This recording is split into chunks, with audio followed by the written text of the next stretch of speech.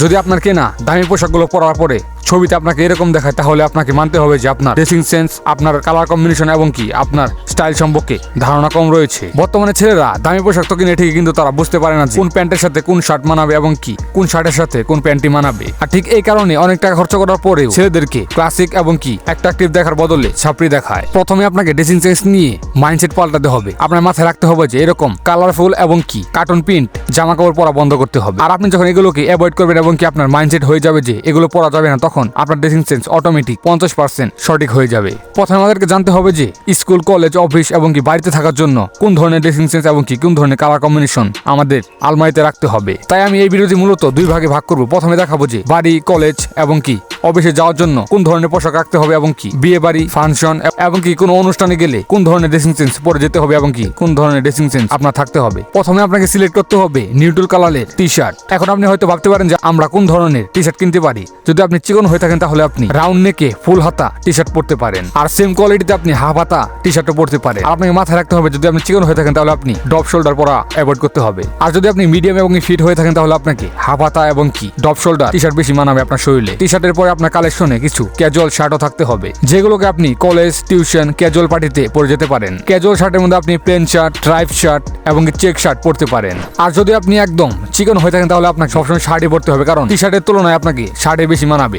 আপনি ভিডিওতে দেখতেই পাচ্ছেন সেটা। আর আপনার কাছে টি শার্ট এবং শার্টের পরেও কিছু এরকম জ্যাকেটও থাকতে হবে, যেগুলো পরে আপনি এরকম আউটফিট বানাতে পারেন। আর আপনার টি শার্টের কালেকশনে এরকম কিছু থাকলে চলবে। এবার জেনে নেওয়া যাক আপনার কাছে কোন ধরনের প্যান্ট থাকতে হবে। এর জন্য আপনার কাছে প্রথমে ডার্ক ব্লু ডেনিম জিন্স থাকতে হবে, কারণ এই প্যান্টের সাথে আপনি টি শার্ট, শার্ট এবং কি জ্যাকেট সহ সবকিছু পরতে পারবেন। আর আপনার কাছে একটা ব্ল্যাক জিন্সও থাকতে হবে, কারণ এই জিন্সের সাথে আপনি সব ধরনের পোশাকই পরতে পারবেন। আর এর সাথে আপনার কাছে কিছু নিউট্রাল কালারের জিন্সও থাকতে হবে, যেগুলোকে আপনি মোটামুটি সব টি শার্টের সাথে পরতে পারবেন। আর এর সাথে আপনি মার্কেটে ট্রেন্ডিং এ থাকা কিছু জিন্স প্যান্ট এবং কি কার্গো প্যান্ট সহ কিছু শর্ট প্যান্টও কিনতে পারেন। আর চিকন ছেলেদের জন্য একটা টিপস, সেটা হলো যে জিন্স হোক বা কার্গো জিন্স, সেটাকে আপনি একদম স্ট্রেট ফিটে নেওয়ার চেষ্টা করবেন। স্কিনি জিন্স পরবেন না, সেটা বললে আপনাকে একদম পাতলা এবং কি ছাপড়ি দেখাবে। আর এর সাথে এটাকে আরো ক্লাসিক বানানোর জন্য আপনার কাছে একটি হোয়াইট শুজ থাকতে হবে। আর এই হোয়াইট শুটি আপনার সকল ধরনের ড্রেসিং সেন্সকে একদম পারফেক্ট বানিয়ে ফেলবে।